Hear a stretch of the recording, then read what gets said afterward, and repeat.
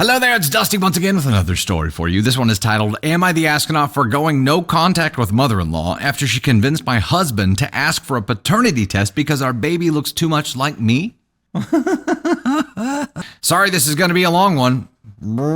Continuing along the same lines, I see. And I apologize in advance for any spelling mistakes. English is not my first language. 4 months ago, me, 31 female, and my husband, Mark, 32 male, welcomed our first child, our daughter, Sophia. Me and Mark have been together for 10 years and married for 6. Getting pregnant wasn't exactly a walk in the park. We were trying for 2 years before it finally happened, and I miscarried 4 times during those years. Damn. My parents died when I was 15, and I lived with my grandparents until I was 18 and started at college. My mother-in-law has been like a mother to me and had been an amazing support ever since me and Mark got together. She made dinners and called daily to check up on me after the miscarriages. When Sophia was born, the first thing mother-in-law did when she came to visit was check up on how I was doing after the birth before focusing on Sophia. I remember thinking I had the best mother-in-law anyone could ask for. She was the first person we told about her pregnancy at week 18, and she was over the moon about becoming a grandma. The first 4 weeks after we got home from the hospital, she moved in with us to help out with Sophia. She was so helpful and always made sure that she didn't overstep in any way. My mother-in-law always talked about how Sophia was a mini version of me and told everybody about how my daughter was a true copy of me. Mark was in love with our little girl and did everything he could to help out. He came home early every day to spend as much time as he could with Sophia and me. Everything seemed perfect. This was what we had wanted for so long. All he could talk about was how perfect our little girl was and how much she looked like me. He even found some old pictures of me and made a photo collage of me and her as babies to put on the wall. After my mother-in-law moved home, I think I saw her a couple of times and would only speak to her if I called her. But to be honest, I didn't think much of it as I was super busy being a mother. After the first 2 months, Mark started getting more distant and coming home late. He started to spend a lot of time at his mother's house as he said she needed help with some renovations in her house. I appreciated all the help mother-in-law had given us, so I decided not to complain about it, even though I was exhausted from never getting an hour to myself anymore. Well, this kid was, before the kid was 3 months old, he's just not coming home to be with his new kid and help. We are officially in red flag mode for the first time of the evening, ladies and gentlemen. Right after Sophia turned 3 months, Mark came home and said we needed to talk. He sat me down and told me that he wanted to do a paternity test because his mother thinks our child looked too much like me and nothing like him. My jaw was on the floor and I felt something inside me break. He doubled down, saying he agreed with Sophia looking like me and nothing like him, and that mother-in-law had told him I probably cheated with someone who has some of the same features as me. You dumb biznatch. Mother-in-law? The only explanation is that she f***ed herself. Mother-in-law claims that their family genes are super strong and Sophia should have some of Mark's features if she was his.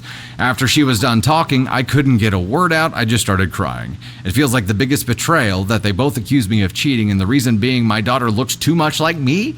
He told me he was sorry, but his mother got into his head and he couldn't let it go, and it was constantly on his mind.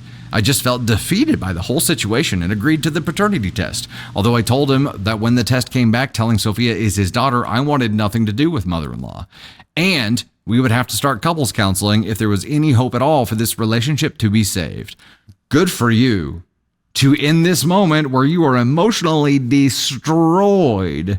Not just by the fact that you just had a child, but the miscarriages leading up to this, emotionally and mentally, psychologically, you had every right to just freeze.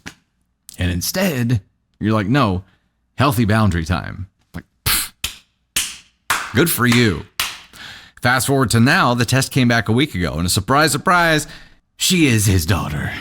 He had this look of relief before the guilt and panic hit him, and he started to apologize to me over and over again. I told him he needed to tell his mother and then tell her we needed a break from her. Surprisingly, he was all for it, and I could hear him yelling at her for making him doubt me and telling her we didn't want any contact for a while. Mark blocked her number after hanging up, so she started to call and text me. It switched from that she was sorry, and I was horrible for not seeing it from her point of view and taking away her family. I blocked her too, but some of his extended family has messaged both Mark and me calling us cold-hearted assholes for cutting mother-in-law out the way we have. Well, who do you think they have to deal with now? Come on. I have started to doubt my decision, thinking I was too harsh after being hurt. Maybe I made a mistake by distancing ourselves from mother-in-law. After all, she was just looking out for her only son. So, am I the astronaut? No! No, you are not. You are not the astronaut in any way, shape, or form here. Not even like could have, should have done something different. Nope.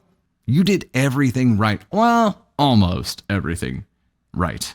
And I say right as in what I would do in your shoes, I would hope. And the only thing that I would change in the way that you responded here was it feels like you let him back in or off the hook real easy. Yes, you say we got to do couples counseling, but the test results come back and by the way, the in between taking the test and waiting on results, you guys just cohabitated like everything was hunky dory. That's awkward.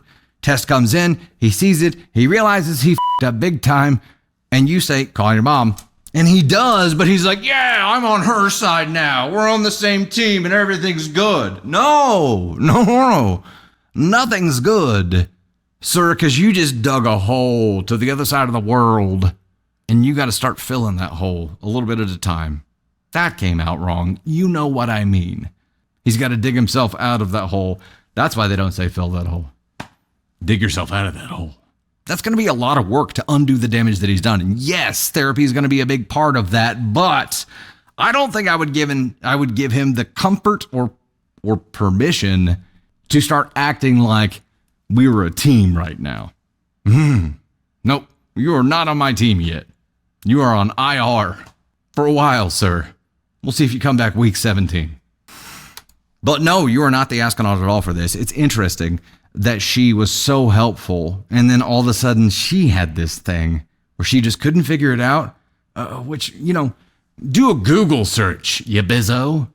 If you don't have enough knowledge about this topic, about why a child could look more like one parent than the other, and if it's the mother, is that possible? Yeah, it's possible.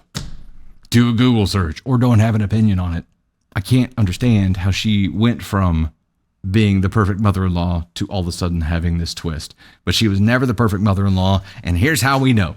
Because instead of having this conversation with you and being like, hey, I can't get this out of my head and I just need you to like, just look me in the eye and talk to me and just put this to rest. I know this is a me problem. This is not you. But I've got this demon in my head that keeps saying this thing.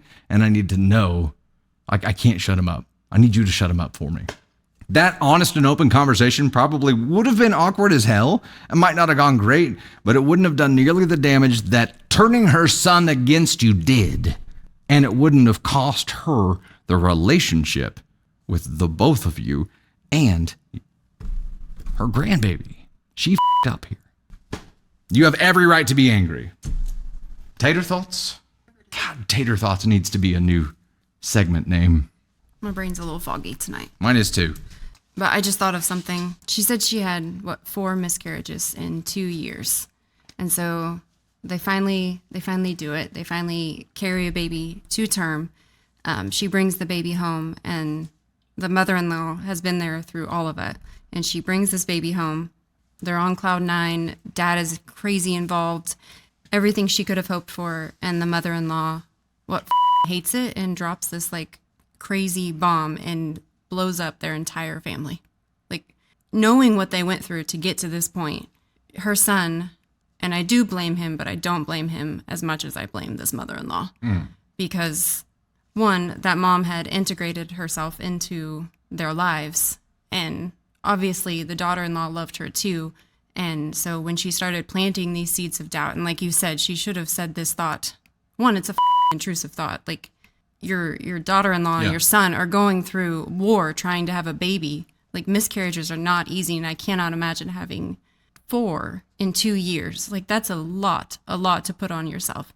And then on top of that, to bring a baby to full term, she did all of this, and then she has to deal with this bullshit that this woman who was her surrogate mother, this poor OP just went through this whole thing of all this drama for no reason other than this woman had an intrusive thought, and she let it take root, and she allowed it to grow, and it went into her son, and then he had this intrusive thought, and no one could let it go, and he distanced himself from his wife, his baby, from his entire life, because one woman had a thought that wasn't even true. And how many times does that happen in real life? A lot of times. And if you could control those thoughts, you control doing damage to other people, because your intrusive thoughts are not their problem. Like, this woman doing this to her life is just uncompletely called for. Does that make sense? And absolutely. Yeah. This all started with, she had made comments about it and showed people pictures. Right. And then they have the collage thing with them side by side. She was at Bridge Club and one of her friends was like, no, seriously. Ugh. Seriously, you should look into this because that child looks nothing like him. And you all have strong traits. Nobody Y'all has have strong genes. You may have strong genes, but that doesn't mean that the person that you marry isn't going to have stronger genes. And that doesn't mean that from 5 generations ago, this gene isn't going to come out. Like, it's so stupid. Genes aren't just like automatically copy, paste, spit it out. And to think that your child, like, Navy came out looking like neither one of us. But now that she's 3, literally just like me, there is no doubt in the world that that child did not come from me. She has my attitude and the combined stubbornness of 2 people. Like, but if you looked at Navy, like, you can see traits of us in her, but I don't think that she looks just like you or just like, no. And to think that that is the only way that's identifiable to your child, like, it's narrow-minded bullshit. So whoever planted this seed with grandma, because if she was that perfect of a grandma, someone else had to have initiated that thought. Planted the seed, right? And then reinforced it, like watered it. And if she actually loved her daughter-in-law the way that she portrayed herself to, she would have never entertained that idea, which means that she didn't actually care.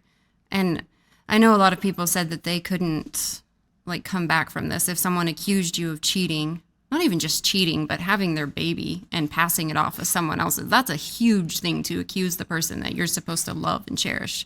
Like, to accuse them of that is, I don't know. I don't know if I could walk back from that. But I think what she did is right, and I think the mother-in-law deserves to be exiled. And probably, shittily, whether this ever came out in conversation or not, probably used miscarriages as part of her argument here, too. Okay. Oh. You know what I mean? You backed out too fast. To say that, look, it must have been an issue with you to her son. So you had 4 that didn't work. All of a sudden she has a baby, but that baby doesn't look anything like you. It's like it was part of the narrative, which is terrible. Makes it that much worse. Right. So the person that was her partner that went through those miscarriages with her. Right. Now turns against her. Once they finally overcome that hurdle, it's like, what the else you got, life? Ugh. I know. It's a bullshit. It's bullshit. Bullshittery. It's all the shit of the bullshit.